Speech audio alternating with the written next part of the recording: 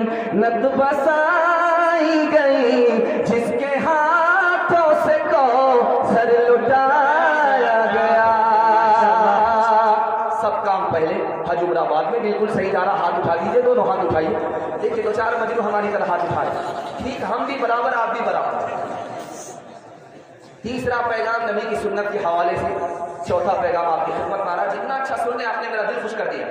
अगर आप मेरी जगह होते और मैं आपकी जगह होता, सवाल आप अचानक करते, मैं भी फंस जाता। इसमें मायूस होने की बात नहीं। दरअसल आपको टटोला जा रहा है कि आप दिलो दिमाग से यही है या कहीं और पहुंच गए। अगर आप मदीना पहुंच गए तो मुबारक हो, अगर आप ससुराल पहुंच गए तो इन्ना लिल्लाह अस्तगफिरुल्लाह ला हौला वला कुव्वता इल्ला बिल्लाह। ध्यान से सुनिएगा, जल्दी से निकल जाए। चौथा पैगाम आपकी खिदमत में आ रहा है, बहुत ध्यान से इसको सुनिए। सोना हाथ में लीजिए, उसको मसलिए। बीवी का जेवर है, सोना है, हाथ में लीजिए, उसको मसल करके देखिए, फिर नाक से उसको लगाइए, बदबू आए।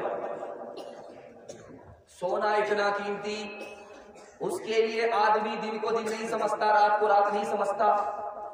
जिसको हासिल होता है तो वो अपने को शद्दाद समझता है, लेकिन उस सोने की हकीकत पर कभी गौर कीजिए कि हाथ में लीजिए, उसको मसलिए, मसल करके नाक से लगाइए, आपको बदबू आए। हजरत नानोतवी रहमतुल्लाह अलैह ने फरमाया कि लोगों, सोना को हाथ में लेते हो, मसल करके नाक से लगाते हो, बदबू आती है। याद रखना, अगर यही सोना तुम्हारे दिल के अंदर उतर गया तो तुम्हारे दिल को भी बदबूदार। एक बात आम है कि मुसलमान सोने की अंगूठी मर्द नहीं पहन सकता, लेकिन औरत पहन सकती है। मुसलमान सोने का जेवर मर्द नहीं पहन सकता, लेकिन औरत पहन सकती है। लेकिन अल्लाह के रसूल फरमाते हैं, बहुत सारी औरत को सोने का जेवर पहनने के बावजूद भी अजाब होता है। कहा कि वो कैसे? जेवर निसाब के बराबर है, ज़कात देती ही नहीं, इसलिए अजाब होगा। जेवर पहनने से पहले सर झुका करके चलती थी, जैसे ही जेवर मिला है सर उठा करके चल रही है, तकब्बुर से चल रही है, आसमान ही को देख रही है, जिब्रील आ रहा है। अजाब। तीसरी बात आप सुनिए, जवान बेटी के पास बाप आया, बोला अब्बा हुजूर, बेटी मेरी प्यारी बेटी की, जिस रिश्ते को 17 डिबिया तेल लग गया तलाश करने में, वो रिश्ता अब मिला। मुबारक हो मेरी प्यारी बेटी, दुनिया का सबसे अच्छा रिश्ता तुम्हारे लिए मिल गया, सबसे अच्छा लड़का तुम्हारे लिए मिल गया। तो बेटी ने पूछा कि अब्बा हुजूर एक सवाल, लड़का क्या है? बोला कि सोनार है, जौहरी है, सोने की दुकान है, तुमको शादी के बाद जेवर पहनाएगा, नाक का अलग जेवर देगा, कान का अलग जेवर देगा, गले का अलग जेवर देगा, बाजू का अलग जेवर देगा, जेवर से तुमको बोझल कर देगा। इतना मालदार लड़का हाथ आ गया है। तो बेटी ने कहा अब्बा हुजूर जल्दी में कोई फैसला मत करो, मेरे सवाल का जवाब दो। लड़का मालदार जरूर है, गाड़ी है, 2 लाख की शादी के बाद रखेगा। लड़के के सर पर टोपी है तो रमजान में टोपी आ जाएगी, जुमा में टोपी आ जाएगी। हज किया है तो 72 साल का इंतजार कर रहा है, जब लाठी पर आ जाएगा तो हज करने के लिए जाए। तो बेटी बोली कि अब्बा हुजूर मुझको ये रिश्ता मंजूर नहीं। और बेटी क्या कह रही हो? तो बेटी का जवाब सुनिए, अब्बा हुजूर जिसको खुदा का लिहाज नहीं है, टोपी सर पर नहीं। अब्बा हुजूर जिसको नबी का लिहाज नहीं है, चेहरे पर दाढ़ी नहीं है, वो मेरा क्या लिहाज करेगा? मुझको नबी की सुन्नत चाहिए, सोना नहीं चाहिए।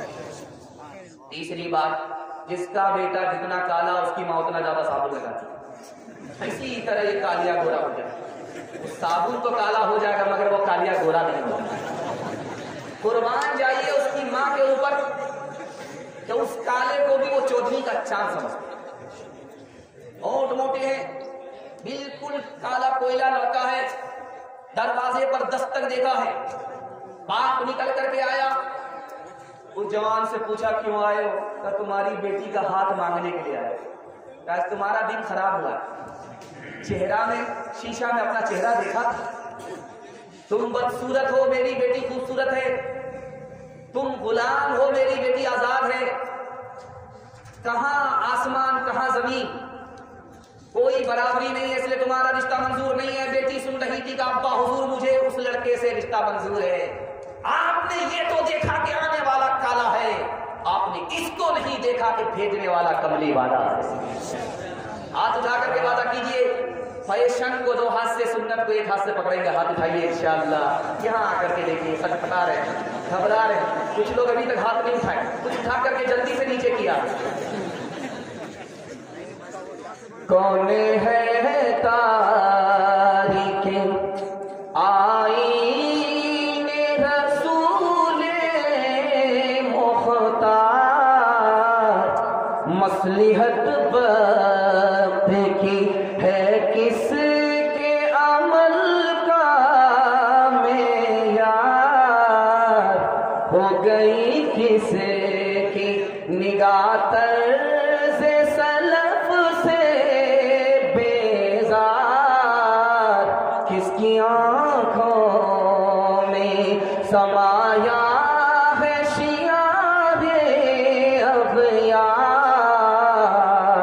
क़ल्ब में सोज़ नहीं, रूह में एहसास नहीं,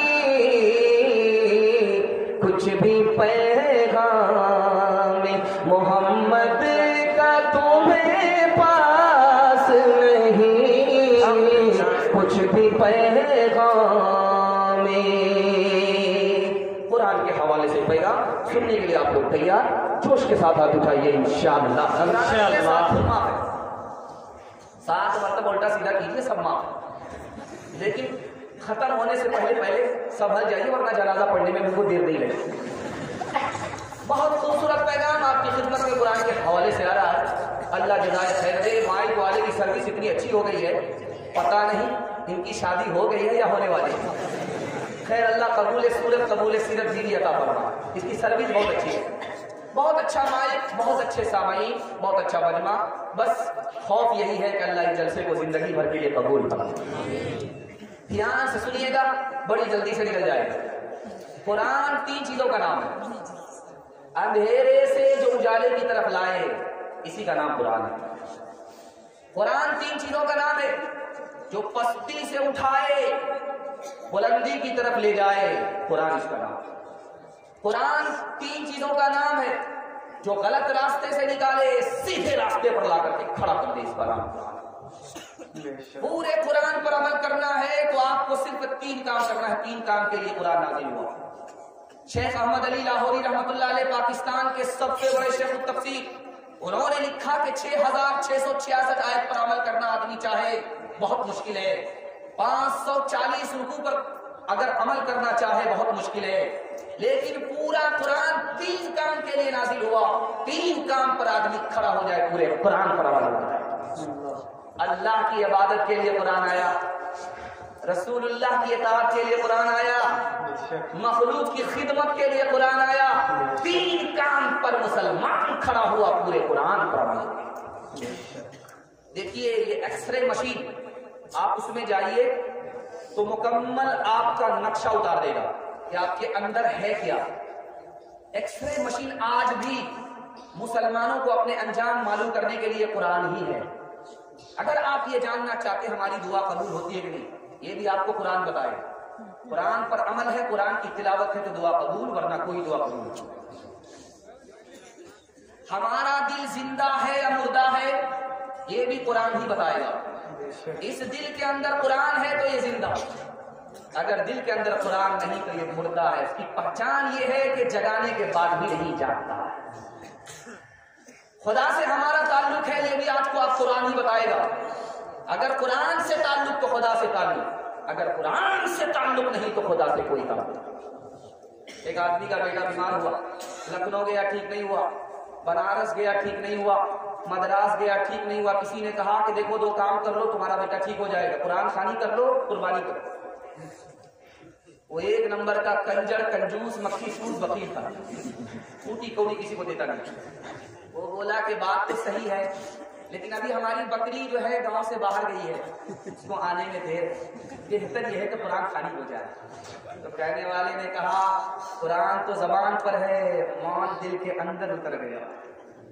जिसको अंदर होना चाहिए वो तो जबान पर है, जिसको जबान पर होना चाहिए, जेब में होना चाहिए, वो दिल के अंदर चला गया। एक लड़की निकली हम्माम से, गुस्ल करके सुरमा लगा करके, एक लड़का उसके पीछे जा रहा, तो लड़की के सामने आकर के कहता है ज़य्यन्ना हालिन नाज़िरीन, देखने की चीज तो ये है, माशाअल्लाह क्या फूल जा रही है। तो लड़की पीछे मुड़ करके कहती हाफिज़नाहा मिनश शैतानिर रजीम, शैतान से अल्लाह की पनाह मांगती। लड़का आगे बढ़ता है, लड़की को चोट करता है, युरीदु अन नअकुल मिनहा व तत्मइन्न कुलूबुना, अरे हम तो तुमसे फायदा उठाना चाहते हैं। लड़की ने झट से जवाब दिया लन तनालुल बिर्र हत्ता तुनफिकू मिम्मा तुहिब्बून, बगैर निकाह के, बगैर महर के करीब नहीं आ सकते। तो लड़का कहता है वल्लज़ीना ला यजीदून निकाह, मेरे पास पैसा नहीं तो क्या करेंगे। तो लड़की कहती उलाइका नाम बदून, सामने क्यों दूर हट, ये पैसे की आशिक की क्या कीमत है, कोई कीमत नहीं है। तो लड़का खिसियानी बिल्ली खंबा नोचे कहता है लानतुल्लाहि अलैह, अल्लाह की लानत तुम्हारे ऊपर। लड़की कहती है ज़करी मिस्लु हज़्ज़िल उन्सयैन, मुझ पर सिंगल है तुम पर डबल है। इस सहीफे की सहीफों में निराली शान है, इसके हर हर लफ्ज़ में इरफान ही इरफान है। बुझ नहीं सकता किसी से सुन लो कुरआन का चरा, बुझ नहीं सकता किसी से सुन लो कुरआन का चरा, बुझ नहीं सकता किसी से सुन लो कुरआन का चरा, बुझ नहीं सकता किसी से सुन लो कुरआन का चरा, बुझ नहीं सकता किसी से सुन लो कुरआन का चरा। आंधियों खुद आज़मा लो, सामने मैदान है, क्या बात है। आंधियों खुद आज़मा लो, सामने मैदान है। जिंदा पर कम, जनाजे पर ज्यादा। कुरान पढ़ेंगे, दोनों हाथ उठा दीजिए इंशाअल्लाह। ये देखिए चराग तले अंधेरा, दूर के लोग हाथ उठा दिए चल जाए, ये करीब के लोग बार बार गलती कर रहे हैं। अगर बुढ़ापे में दूसरी शादी की गलती करेंगे अंजाम क्या होगा, जरा सोचिए। पांचवा पैगाम दुनिया और आखिरत के हवाले से बहुत अच्छा सुन रहे हैं, आपने मेरा दिल खुश कर दिया। मुझे तो महसूस हो रहा है कि जलसा अभी मगरिब के बाद शुरू हुआ और आप इतना ताजा दम है, आपकी पेशानी इतनी चमक रही है कि देर रात तक भी आपको जलसा सुनाया जा सकता है। लेकिन अगर मैं ये गलती करूं तो मेरा पंक्चर हो जाए। ध्यान से सुनिएगा, दुनिया और आखिरत के हवाले से बहुत खूबसूरत पैगाम आपकी खिदमत में आता है। 200 साल की उम्र का आदमी जिंदा है, अमीर मुआविया रज़ी अल्लाह अन्हु का दौर है। गए मुसाफा किया, कहा कि 200 साल दुनिया में जिंदा रहे, दुनिया को तुमने कैसा देखा। बोला यार दिन के बदले दिन, रात के बदले रात, नेकी के बदले नेकी, बुराई के बदले बुराई। ये दुनिया बराबर बराबर है, 50-50 है। नूह अलैहिस्सलाम दुनिया का सबसे पहला इंसान जिसकी उम्र सबसे ज्यादा, दुनिया का सबसे पहला इंसान जिसकी उम्र सबसे ज्यादा हुई है, उससे कम बाकी इंसानों की हुई है, उससे ज्यादा नहीं हुई। दुनिया का वो इंसान जिसकी सबसे लंबी उम्र हुई है वो कौन थे? हजरत नूह अलैहिस्सलाम। उनसे पूछा गया कि 950 साल, 1000 साल आप जिंदा रहे, आपने दुनिया को कैसे महसूस किया? कहा कि मकान है, उसके 2 दरवाजे हैं, एक दरवाजे से आदमी दाखिल हुआ, दूसरे दरवाजे से निकल गया, मैंने दुनिया को ऐसा ही महसूस किया। याकूब अलैहिस्सलाम के पास मलकुल मौत आ गए, अब चलिए ऊपर। कहाँ ऊपर है? बहुत तुम अजीब आदमी हो, ऊपर ले जाने के लिए आ गए, कोई नोटिस भी नहीं दिया पहले। कहा कि 4 नोटिस दे चुका, आपके कच्चे बाल सफेद हो गए, ये पहला नोटिस। आपकी ताकत घट गई, कमजोर हो गए, दूसरा नोटिस। आपकी कमर झुक गई, लाठी पर आ गए, ये तीसरा नोटिस था। आपका नाती आ गया दुनिया में आपकी जगह लेने के लिए कि बड़े मियां कुर्सी खाली करो, बहुत कुंडली मार करके बैठे हुए थे दुनिया में। ये चौथा नोटिस आया। उसके बाद एक बूढ़ा था, एक नंबर का बनिया था। बेटे लोग कहते थे हाथ जोड़ करके, अब्बा हुजूर दुनियादारी छोड़िए, दीनदारी कीजिए। तो बोलता है एक सफर है बेटा, ईरान से खैनी लेकर के चलूंगा चाइना, पैदल चाइना जाऊंगा, वो खैनी को चाइना में बेचूंगा, उससे जो पैसा आएगा चाइना का बर्तन खरीदूंगा, उसको लेकर के पैदल आ जाऊंगा यमन, चाइना के बर्तन को यमन में बेचूंगा, उससे जो पैसा आएगा यमन की चादर खरीदूंगा, उसको लेकर के सीधे रूम आ जाऊंगा, उस चादर को बेच करके जो पैसा होगा रूम के अंदर रेशम खरीदूंगा, उसको लेकर के दोबारा ईरान आ जाऊंगा, उसके बाद दुनियादारी छोड़ दूंगा। बेटे ने कहा अब्बा हुजूर आपने हयात पी करके आए, वो गिद्धे की उम्र लेकर के आए, तुम्हारी हसरत तो उम्र से ज्यादा मालूम है। एक आदमी रात में सोया, ख्वाब बड़ा अजीब देखा कि दांत हमारे सारे गिर गए, बड़ा घबराया। किसी आलिम को बुला करके उसने पूछा कि भाई मैंने ख्वाब बड़ा भयानक देखा कि दांत मेरे सारे गिर गए, ये ख्वाब मैंने देखा, क्या मतलब हुआ? का हुजूर मतलब ये है कि सारा खानदान आपके सामने खत्म हो जाए, तो बड़ा मनहूस है, जेल में डाल दो।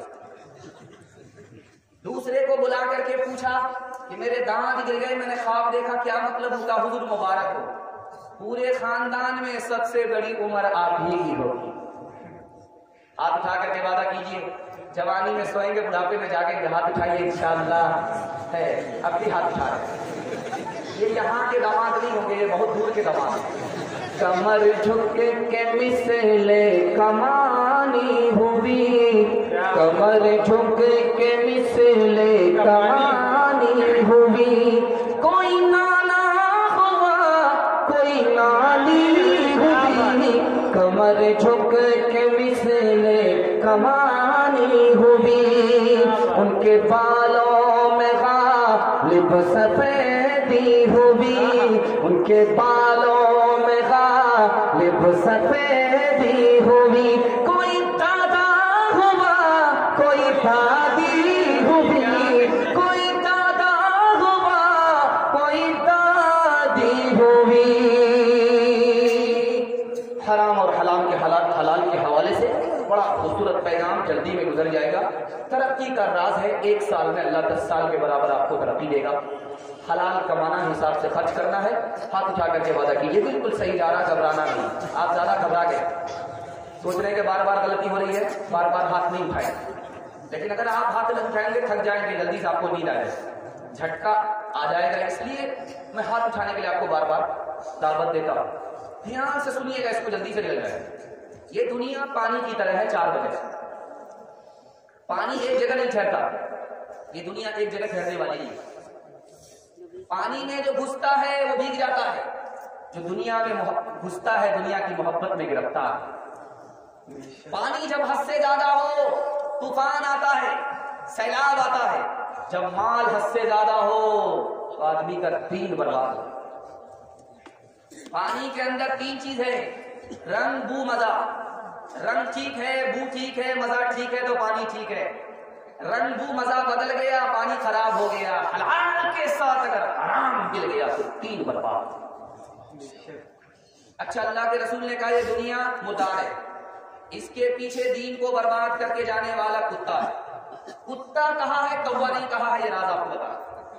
कुत्ते की आदत होती है, मरे हुए कुत्ते से नसीहत नहीं पकड़ता। जिंदा कुत्ता मरे हुए कुत्ते से नसीहत नहीं पकड़ता। एक कुत्ता टायर के नीचे आ गया, दब गया, दूसरा भी जाकर के दब जाता, नसीहत नहीं पकड़ता। लेकिन कौवे को एक को मार करके आप टांग दीजिए, लाखों कौवे दूर हो जाएंगे, नसीहत पकड़ेंगे कभी नहीं। कुत्ता नसीहत नहीं पकड़ता, दुनियादार इस दुनिया में नसीहत नहीं पकड़ता। इसलिए दुनिया के पीछे जाने वाले को, दीन को बर्बाद करने वाले को कुत्ता कहते हैं। और जब कुत्ता खाने पर आता है, मुर्दा कुत्ता को भी खा जाए। उसको यही तमीज नहीं कि ये मेरी कौम है, हम इसको आबाद करेंगे, बर्बाद नहीं करेंगे। और जब आदमी दुनियादार होता है तो अपनी ही कौम को बर्बाद करके खा जाए, इसलिए दुनियादार को कुत्ता कहा। तीसरी बात है, कुत्ते का पेट भर गया, इतना बड़ा हाथी है, खा नहीं सकता, उसका 1 बालिश्त का पेट है, खा करके उसका पेट भर गया लेकिन वहां से हटता नहीं, उसको जोकता। यही हाल दुनियादार का है, करोड़ों का मालिक है लेकिन अरब के चक्कर में रहता, उसकी पेट में भूख नहीं है, उसकी आंख में भूख है। चौथी बात देखिए, कुत्ते को देखेंगे आप, पहले वो चमड़े को खाता, उसके बाद गोश्त को खाता, उसके बाद हड्डी तक चबाता। यही हाल दुनियादार का है, पहले एक आदमी को परेशान करता, उसको बर्बाद करके दूसरे आदमी को परेशान करता, जब तक मर न जाए दुनिया को वो चैन से रहने नहीं देता। एक खास बात सुनिए, कुत्ते के अंदर 3 आदत होती है। कुत्ता टांग उठा करके पेशाब करता है, और जब वो चलता है तो जमीन को सूंघता, और किसी को देख करके दुम हिलाता, किसी को आंख देखता। ये दिखाने के लिए जा रहा हूं, हराम खाने वाले कुत्ते की सब में चले जाओ, दिखाने के लिए जा रहा हूं, ध्यान इसको सुनिएगा। कुत्ता टांग उठा करके पेशाब क्यों करता है? मुफ्ती महमूद हसन गंगोही रहमतुल्लाह अलैह लिखते हैं, कुत्ता टांग उठा करके इसलिए पेशाब करता है यार, पेशाब की छींट बदन को न लगे, और पखाना मुंह से ले रहा, हलक के नीचे उतार रहा है, यहां उसका तकवा जवाब दे दे। बदन को पाक कर रहा है, पेशाब से ज्यादा नापाक हराम है, उससे बचता नहीं है, अपने बदन को बचा रहा है, अपने पेट को नहीं बचा रहा है। आप देखेंगे कि कोई गरीब आदमी के यहाँ अगर लड़का वाला आता है, देखता है कि गरीब है, तो उससे कहता है कि अभी मेरे बेटे की उम्र नहीं हुई है, आप मेरे पीछे क्यों पड़ गए? जब किसी अमीर को देखता है तो बार बार उसके यहाँ जाता है, जो रिश्ता कल करना वो आज कर लीजिए, जो रिश्ता कल करना वो आज कर लीजिए, उसके आगे दुम हिला रहा है, यस्सर हासर, यस्सर हासर, यस्सर हासर। गरीब को आंख दिखा रहा है, अमीर को सैल्यूट मार रहा है। यही हाल कुत्ते का है, जब गरीब को देखता है तो आंख दिखाता है, और जब अमीर को देखता है तो दुम हिला। लोन पर पैसा लेकर के लोग तिजारत कर रहे हैं, बहुत खतरनाक है। एक बाप बेटे ने गधे पर तिजारत शुरू किया, 12 साल हो गए। अब बाप ने बेटे से कहा हिसाब करो, हम लोग को नफा हो रहा है, नफा कितना हुआ? तो बेटे ने हिसाब किया कि अब्बा हुजूर कोई नफा नहीं है, एक बाप है नफे में, एक बेटा है नफे में, एक गधा है, इसके अलावा कुछ नहीं। जब मालदार पड़ते हैं फिस्को फुजूर में, मखमूर मस्त होते हैं किब्रो गुरूर में, सब पाकियां मचलती है जुर्मो कुसूर में, बेबाकियां उभरती है फिक्र शूर में,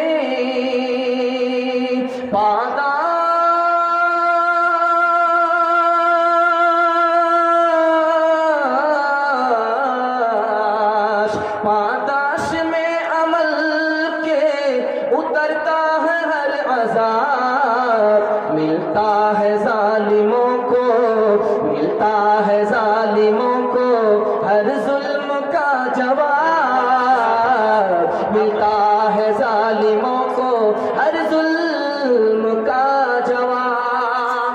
थक गए तो दोनों हाथ उठा दीजिए, खैर माशाल्लाह, थक गए तो जाइए, रास्ता लीजिए, हमको भी रास्ता बन जाएगा जाने का।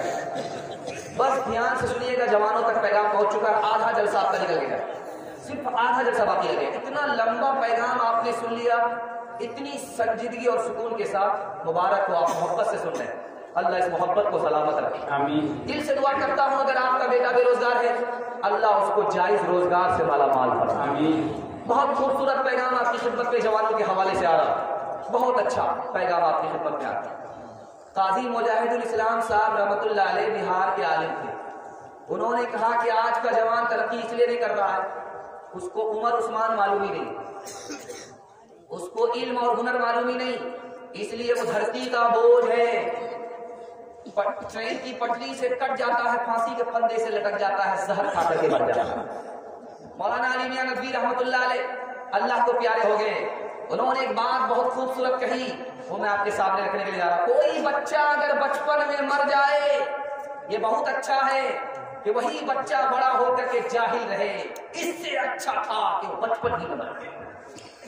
तीसरी बात आपको बताने के लिए जा रहा हूं, हिटलर जर्मनी का हिटलर था, पूरे मुल्क में उसने क्रिकेट के ऊपर पाबंदी लगा कि क्रिकेट में जो आदमी वक्त बर्बाद करे वो कभी तरक्की नहीं कर सकता, वो काम का जवान नहीं हो सकता। हैरत होती है कि फलस्तीन पर अभी सितम ढाया जा रहा है और मुसलमान वर्ल्ड कप देख रहे। हाय रे जवान, तुम्हें दर्द नहीं? ऐ मौज हवादिस, इनको भी तो चार थपेड़े हल्के से। कुछ लोग अभी तक साहिल पर तूफा का नजारा। हिटलर ने आज से कितने साल पहले कहा था मेरे मुल्क में क्रिकेट नहीं होगा, क्योंकि क्रिकेट देखने वाला वक्त को बर्बाद करने वाला है। 3 चीज जाती है तो वापस नहीं आती। जो बात निकल गई मुंह से वापस नहीं होती, जो कमान से तीर निकल गया वो वापस नहीं होता, जो जिस्म से रूह निकल गई वो वापस नहीं होती, जो वक्त जिंदगी से निकल गया वो कभी वापस नहीं होता। वक्त को बर्बाद करने वाला कभी तरक्की नहीं कर सकता। एक आखिरी बात आपके सामने रख रहा हूं और आपकी आंख से पट्टी हटा रहा हूं। जवान का इंतकाल हो रहा है, जवान पर कलमा नहीं आ रहा। फुज़ैल बिन इयाज़ आगे, बेटा कौन सा गुनाह किया था जिसकी नहूसत है कि जबान पर कलमा नहीं आ रहा है? कहा चचा जान कुछ याद तो नहीं आ रहा, मगर एक गुनाह याद आ रहा है। डॉक्टर ने कहा था कि साल में 1 मरतबा दारू पियोगे इलाज हो जाएगा। उसी की नहूसत है कि मर रहा हूं, जबान पर कलमा जारी। एक मिसाल पैगाम खत्म कर रहा हूं। मुसलमानों का एक नवाब गुजरा है जिसने शराब पर पाबंदी लगाई। उस नवाब का नाम क्या था? हज्जाज बिन यूसुफ। उसने कहा कि जवान के साथ शराब हो, शराब के साथ जवान हो, ये जवान तरक्की नहीं कर सकता। इसलिए उसने पाबंदी लगाई कि मेरे मुल्क में कोई जवान अगर दारू पीता हुआ नजर आएगा उसको फांसी पर चढ़ा दिया। जिस दिन ये ऐलान हुआ उसी दिन 3 नौजवान दारू पी करके उसके महल से गुजर गए। हज्जाज बिन यूसुफ ने कहा गजब हो गया, आज ही ऐलान हुआ और आज ही देखिए इस कानून की तौहीद, इस कानून का जनाजा किस तरह उठाया।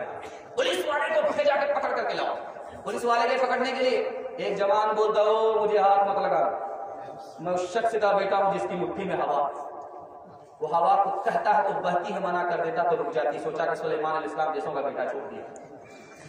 दूसरे को गए पकड़ने के लिए, ओ मुझे हाथ मत लगाना, मैं उस शख्स का बेटा हूं जिसके हांडी पर, जिसके चूल्हे पर हांडी चढ़ती है उतरने का नाम नहीं लेती। लोग हाथ जोड़ करके खड़े होते। सोचा कि हातिम ताई जैसों का बेटा, छोड़ दिया। तीसरे को गए पकड़ने के लिए, ओ मुझे हाथ मत लगाना, मैं शख्स का बेटा हूं जिसके सामने बड़े बड़े की गर्दन झुकती है, वो खून भी बहाता है, जुर्माना भी लेता है। सोचा कि रुस्तम पहलवान जैसों का बेटा।